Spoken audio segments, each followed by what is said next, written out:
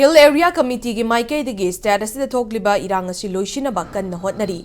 Imungi oiba wathok ni ngakpiba amadi kauthokna bana wathok asi loisina bagi lambi oigani haina Hill Area Committee gi chairman Dingang Lunggang mai na phongdokrai.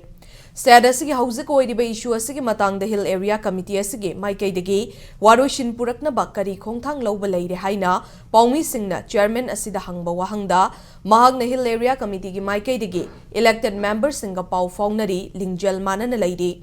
Elected members singna pau ningthina phaudok tabagi kanaba amadi mangjaba sing loina khangnare.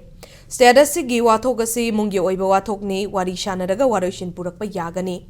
Elected members singna lingjal manana laiminaba changi haidaduna state asigi tapna Maushagi fibam da hanjilakli state asi manglom da mangamsana changsin bagi mami uri haina phongdokhi.